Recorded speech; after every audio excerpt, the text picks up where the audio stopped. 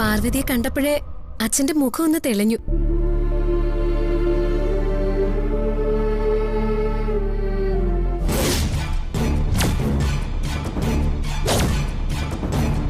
പാർവതിയാ അച്ഛൻ ഇത്രയും നേരം അന്വേഷിച്ചോണ്ടിരുന്നെ.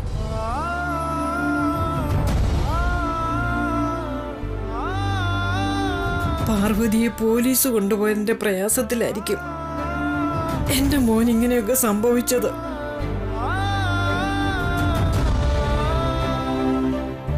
വിഷമിക്കണ്ട അച്ഛാ.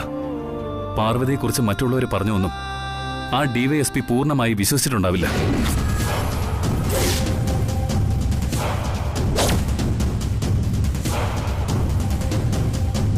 പഴുതടച്ചുള്ളൊരു അന്വേഷണം നടത്തിയാൽ വാദി പ്രതിയാവും.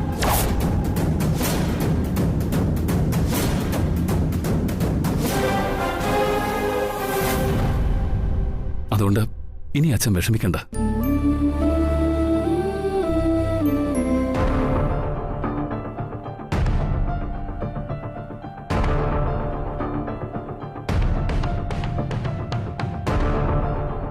ജാസ്മിൻ, പാർവതി വരുന്നത് കാണാൻ ഞാൻ എത്ര കൊല്ലം ഗേറ്റിലേക്ക് നോക്കി നിൽക്കണോന്നാ നീ പറഞ്ഞേ?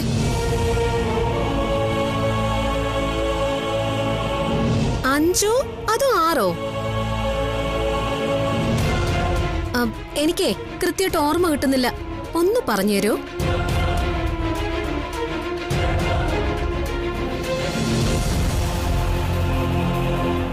എല്ലായിടത്തും തോൽക്കാൻ മാത്രമായിട്ട് ഇങ്ങനൊരു ജന്മം.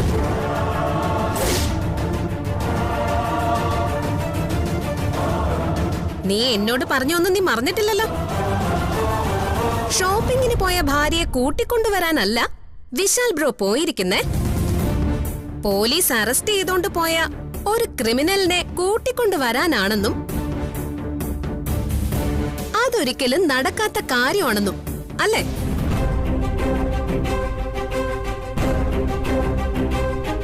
ഷോപ്പിങ്ങിന് പോയ ഭാര്യയെ കൂട്ടിക്കൊണ്ടുവരുന്ന ലാഘവത്തിലെ വിശാൽ ബ്രോ പാർവതിയെ പോലീസ് കസ്റ്റഡിയിൽ നിന്നും ഇറക്കിക്കൊണ്ടുവന്നത് നീ കണ്ടില്ലേ?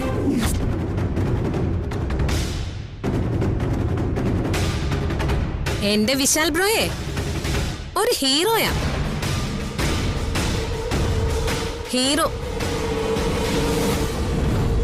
ഹീറോ സ്നേഹിക്കുന്നതേ നിന്നെപ്പോലെ വില്ലത്തെ അല്ല, ഹീറോയിനെ. ഇവളാണ് ഹീറോയിൻ.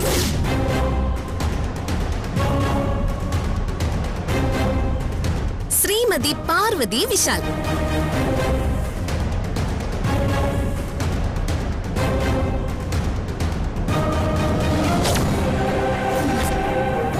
നീ ഈ കഥയുടെ അവസാനത്തിലെ നായകന്റെ നായികയുടെ അടിയും ചവിട്ടും ഒക്കെ കിട്ടി ചോരയൊലിപ്പിച്ച് കിടക്കാൻ വിധിക്കപ്പെട്ട വെറും ഒരു പ്രതിനായിക.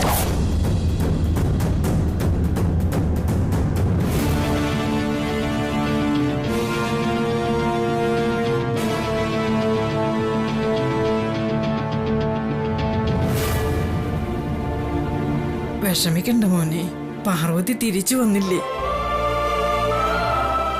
ഒന്നുമില്ല അച്ഛാ.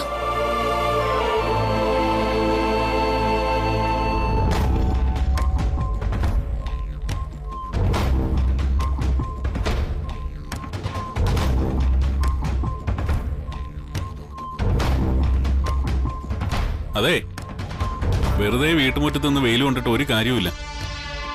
എന്തെങ്കിലും ചെയ്യാനുള്ള വഴി ആലോചിക്കും.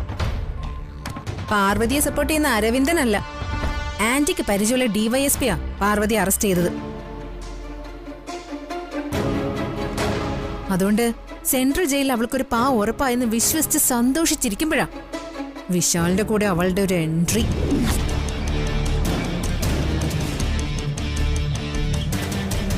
അവള് വീണ്ടും നമ്മളെ തോൽപ്പിച്ചു കളഞ്ഞല്ലോ ആന്റി. തെളിവുകളെല്ലാം അവൾക്കെതിരാണെന്ന് ഡിവൈഎസ്പി തന്നെയല്ലേ പറഞ്ഞത്? അതുകൊണ്ടാണ് അറസ്റ്റ് നടന്നത്. വിശാല് പോയി എന്ത് മായാജാലം ആ കാണിച്ചതെന്നാ എനിക്ക് മനസ്സിലാവാത്തത്. അതിനെക്കുറിച്ച് ഇപ്പൊ സംസാരിച്ചിട്ട് എന്താ ആന്റി കാര്യം? അവള് നമ്മളെ വീണ്ടും തറ പറ്റിച്ചു. ആ സത്യം അംഗീകരിക്കാൻ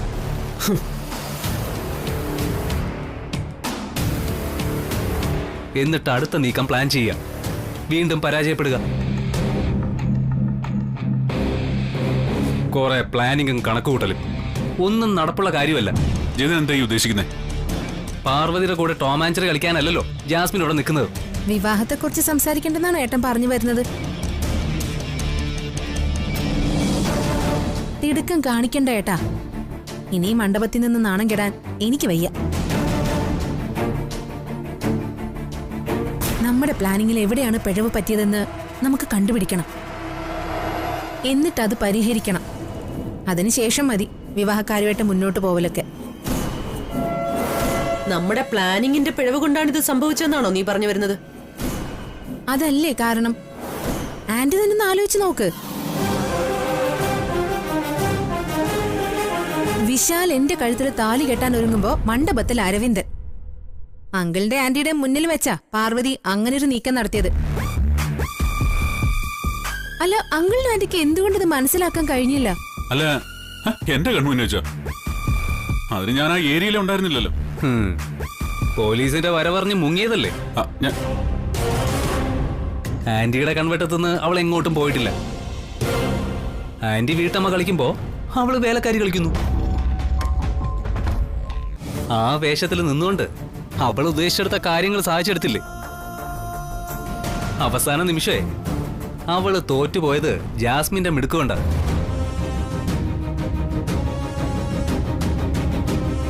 പക്ഷെ ഡിവൈഎസ്പി സാർ നേരിട്ട് വന്ന് അവളെ അറസ്റ്റ് ചെയ്തോണ്ട് പോയില്ലേ? അത് ചേച്ചിയുടെ മിടുക്കല്ലേ? എന്നിട്ട് എത്ര ദിവസം അവള് ജയിലിൽ കിടന്നു? അല്ല, അതിപ്പോ അത് പിന്നെ ഉത്തരം ഉണ്ടാവില്ല. അത് ആന്റിയുടെ മിടുക്കാണെന്ന് സമ്മതിച്ചു തരണമെങ്കിലേ അവൾക്ക് ശിക്ഷ കിട്ടണം. പക്ഷെ എന്താ സംഭവിച്ചത്? അവൾക്കെതിരെ തെളിവുകളുണ്ട്, പക്ഷെ ശിക്ഷയില്ല. ആന്റി അല്ല ജയിച്ചത്, അവളാ ജയിച്ചത്. ആന്റി ഇനിയേ അവളുടെ കയ്യിൽ നിന്ന് അടവുകൾ പഠിക്കും. അവള് രക്ഷപ്പെട്ടതേ അവളുടെ മിടുക്കൊണ്ടൊന്നുമല്ല. വിശാല് പോയി ഇറക്കിക്കൊണ്ടു വന്നതല്ലേ. പാർവതി പോലീസ് കസ്റ്റഡിയിലാണെന്ന് അറിഞ്ഞപ്പോ ഹോസ്പിറ്റൽ ICUയിൽ നിന്നും വന്നതാണെന്ന് പോലും മറന്നിട്ടേ വിശാൽ അവളുടെ അടുത്തേക്ക് ഓടിയില്ലേ? അത് അവളുടെ മിടുക്കല്ലേ ആന്റി? മോളെ, അത് അയ്യോ, ഞാൻ ആന്റിയെ കുറ്റപ്പെടുത്തിയതൊന്നുമല്ല. നമ്മളെല്ലാരും നന്നായിട്ട് തന്നെ ശ്രമിച്ചിട്ടുണ്ട്. പക്ഷേ എവിടെയോ ഒരു പിഴവ് പറ്റി. അത് കണ്ടുപിടിച്ച് തിരുത്തിയിട്ടൊക്കെ മതി ഇനി മുന്നോട്ട് പോകുന്നത്.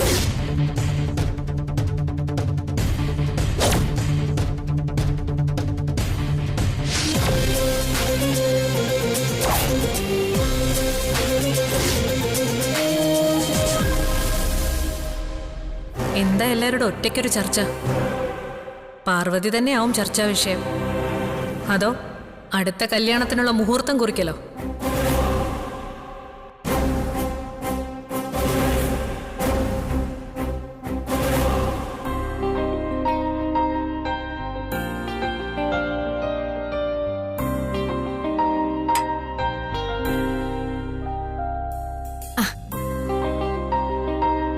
അമ്മയുടെ കാശ് കൊടുക്കാൻ നിന്ന് 50 രൂപ ഞാൻ അടിച്ചു മാറ്റി. അതിൽ നിന്ന് 40 രൂപയ്ക്ക് ഫോൺ ചാർജ് ചെയ്ത് തന്നു. 10 രൂപയ്ക്ക് ചോക്ലേറ്റ് വാങ്ങി. ഇനി ഫോണിങ്ങിതാ. വിപിൻ സാറിനെ ഒന്നുകൂടി വിളിക്കട്ടെ.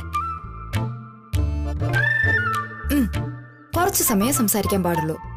40 രൂപ തീരുന്നവരെ സംസാരിക്കാലോ. നീ ഇതും തിന്നുകൊണ്ട് ഇവിടെ ഇരുന്നോ. ഞാൻ സംസാരിക്കുന്നത് ഒളിഞ്ഞു കേൾക്കാനൊന്നും ശ്രമിക്കരുത്. എനിക്ക് വിപിൻ സാറിനോട് കുറെ സ്വകാര്യം പറയാനുണ്ട്.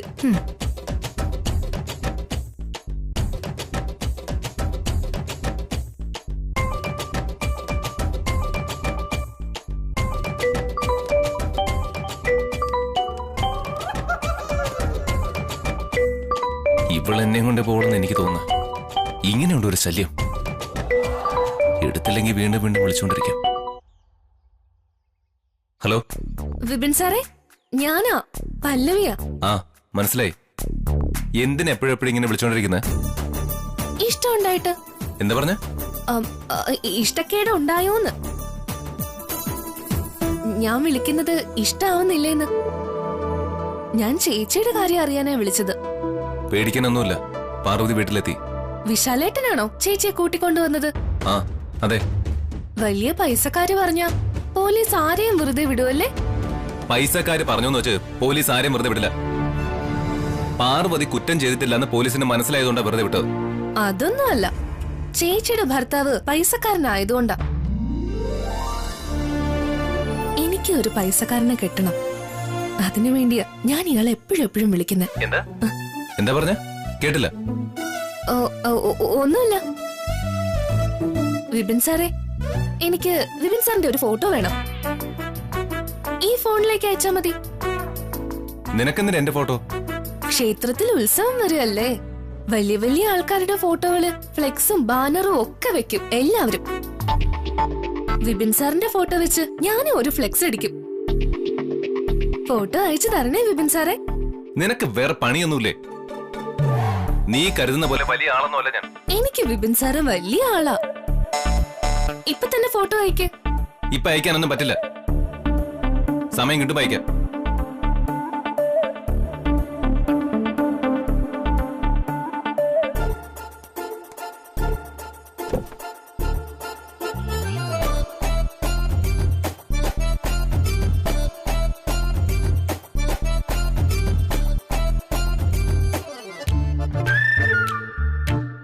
എന്നാ നിന്റെ തല്ലിപ്പൊളി ഫോൺ. എന്റെ ഫോണ് തല്ലിപ്പൊളിയാണല്ലേ? ഇനി എന്റെ ഫോണും ചോദിച്ചോണ്ട് വാ. ഫോൺ തല്ലെങ്കിലേ എന്റെ ചോക്ലേറ്റ് തിരിച്ച.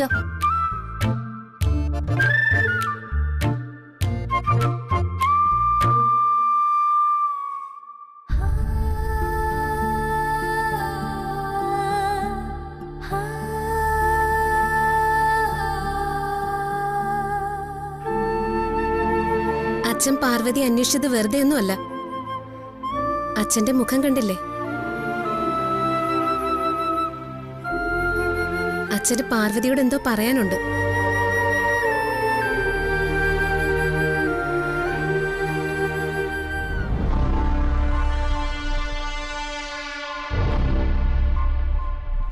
ഗോപിയേട്ടൻ പറയാൻ ആഗ്രഹിക്കുന്ന എന്താണെന്ന് എനിക്കറിയാം.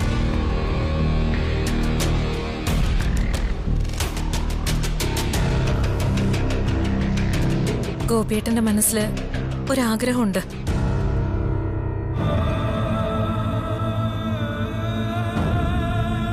അതെന്നോട് പറഞ്ഞിട്ടാ ഗോപിയേട്ടൻ ഗായത്രി ചേച്ചിയുടെ ഫോട്ടോയുടെ മുന്നിലേക്ക് പോയത്. എന്റെ മോന്റെ ഈ കിടപ്പ് കണ്ടിട്ട് എനിക്ക് സഹിക്കാൻ പറ്റുന്നില്ല.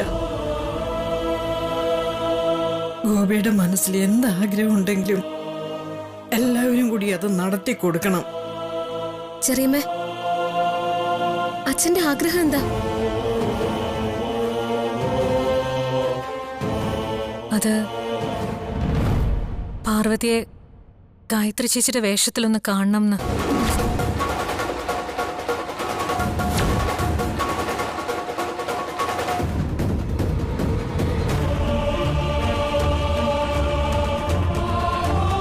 പാർവതിയെ ഗായത്രിയുടെ വേഷത്തിൽ കാണണമെന്നോ? അതെ അമ്മ.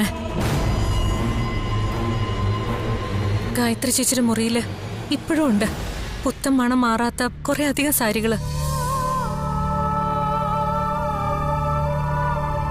അത് മുഴുവൻ വരാൻ പോകുന്ന മരുമകൾക്ക് വേണ്ടി ഗായത്രി ചേച്ചി സൂക്ഷിച്ചു വെച്ചതാന്നാ ഗോപിയേട്ടൻ പറയുന്നേ. സാരികള് മാത്രമല്ല, ഗായത്രി ചേച്ചിയുടെ ഓർണമെന്റ്സും ഉണ്ട്.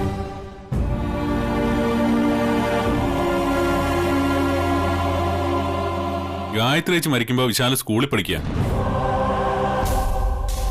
സ്കൂളിൽ പഠിക്കുന്ന കുട്ടി കെട്ടിക്കൊണ്ടുവരുന്ന പെണ്ണിന് വേണ്ടിയിട്ടാണോ ഗായത്രി ചേച്ചി സാരി ഓർണമെന്റ്സ് ഒക്കെ സൂക്ഷിച്ചു വെച്ചത്?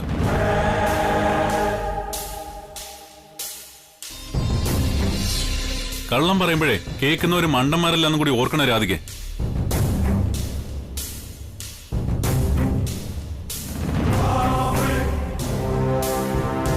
ഞാൻ ഗോപിയേട്ടന്റെ മുന്നിൽ വെച്ചാ പറയുന്നേ. ഗോപിയേട്ടനെ മിണ്ടാൻ പറ്റില്ലെന്നേ ഉള്ളൂ, കേൾവിക്ക് ഒരു കുഴപ്പമില്ല.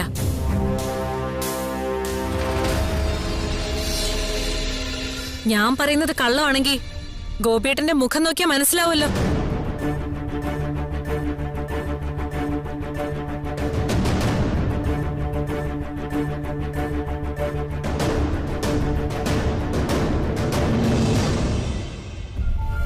രാധിക കള്ളം പറയുകയാണെങ്കിൽ ഗോപിയുടെ മുഖം ചുളിയില്ലേ? രാധിക പറഞ്ഞത് സത്യം തന്നെയാണ്. വിശാലിന് വിവാഹപ്രായം എത്തുമ്പോൾ താൻ ജീവിച്ചിരിപ്പുണ്ടാവില്ല എന്ന് ഗായത്രിക്ക് നേരത്തെ തോന്നിക്കാണും.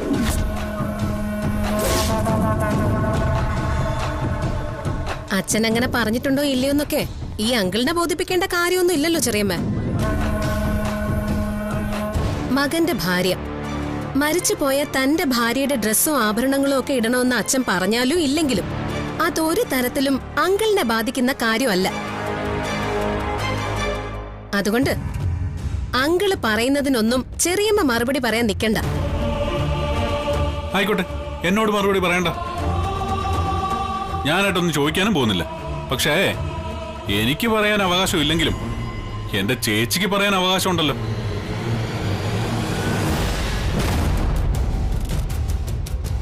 എന്റെ ചേച്ചിയോട് മറുപടി പറഞ്ഞാൽ മതി. പറയേച്ചി, ഈ ആഗ്രഹം സാധിച്ചു കൊടുക്കാൻ പറ്റില്ലെന്ന് അവരോട് പറ.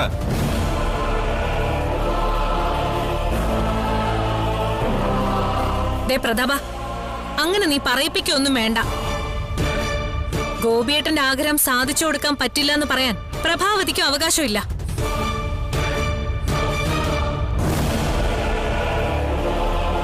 അങ്ങനെ പറയാൻ ഒരാൾക്ക് മാത്രമേ ഉള്ള അവകാശം, പാർവതിക്ക്.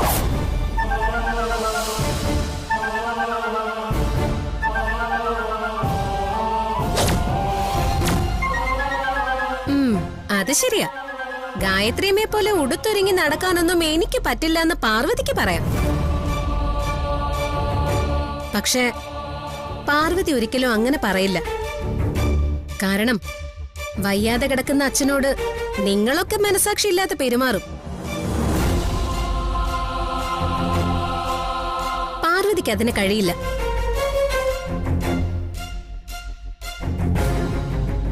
മോളെ, ഗായത്രി ചേച്ചിയുടെ സാരി ഉടുത്ത് ഗായത്രി ചേച്ചിയുടെ ഓർണമെന്റ്സ് ഇട്ട് മോളൊന്ന് ഗോപിയേട്ടന്റെ മുന്നിലേക്ക് വന്ന് നിൽക്ക.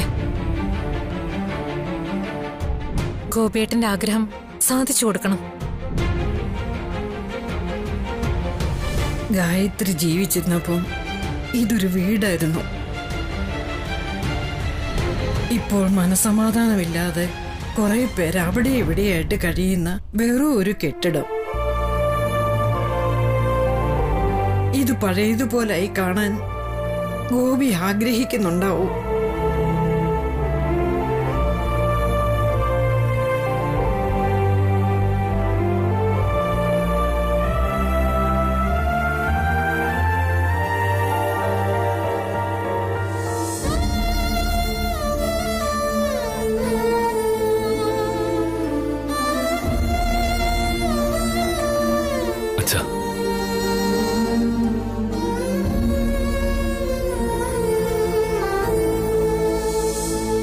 അച്ഛന്റെ ആഗ്രഹത്തിന് ഇവിടെ ആരും എതിര് നിൽക്കണ്ട.